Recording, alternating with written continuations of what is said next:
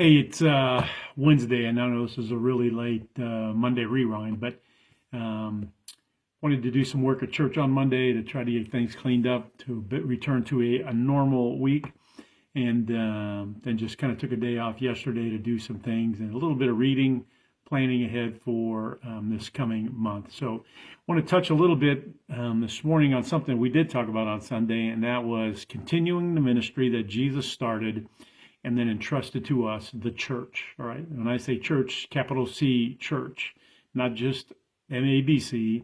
Not everywhere we see the word church used in the Bible.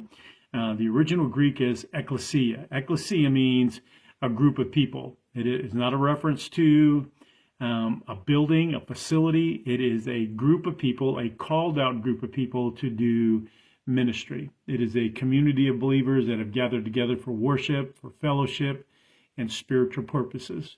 That word is used approximately 114 times in the New Testament. Let me give you a good example. Matthew chapter 16, verse 18. Jesus is talking to the disciples. Who do you say I am? Peter says, oh, you're the Messiah, the Son of the living God. And Jesus says, you got it, man. From now on, your name is Peter, which means rock. And upon this rock, I will build my church. All right, now he is not talking about a 4-story building at 2nd and Meridian.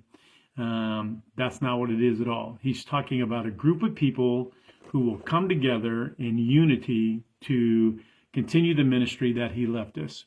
Now, let me give you one more example. Ephesians chapter 1, verses 22 through 23. Let me read it to you. God has put all things under the authority of Christ and has made him head over all things for the benefit of the church. And the church is his body. It is made full and complete by Christ, who fulfills all things everywhere with himself. This is going to be the key point of our teachings for the next month, all right, remainder of August and possibly a little bit into September. The church, even MABC, is much bigger than any one human being. Jesus is the head of the church, and it's to be our benefit that he is. John calls him the Word, and that's what is our leadership. That's where we follow. We follow the Word. John tells us this is very important in his beginning of his letter. In the beginning, the Word already existed. The Word was with God. The Word was God. He existed in the beginning with God. God created everything through him, and nothing was created except through him. And then the book of Genesis backs that up. Genesis chapter 1, verse 26. Then God said, let us make human beings in our image to be like us. So here's where we're going over the next month. You, all right, we are the church. I am not the church. I am not Jesus. As a pastor, I cringe when I hear other pastors say my church. It isn't my church, it's Jesus' church. It's not my building, it's Jesus' building. It isn't my pew, it isn't my chair, my pulpit. It belongs to Jesus. He is the head of the church. I am just a part of it. I have a role to play, but so do each and every one of you in this thing called the church. God has gifted each of you for a ministry of some sort in his church, his called out body. He didn't gift you so you could show up to a building and sit in a pew for an hour on Sunday and just consume.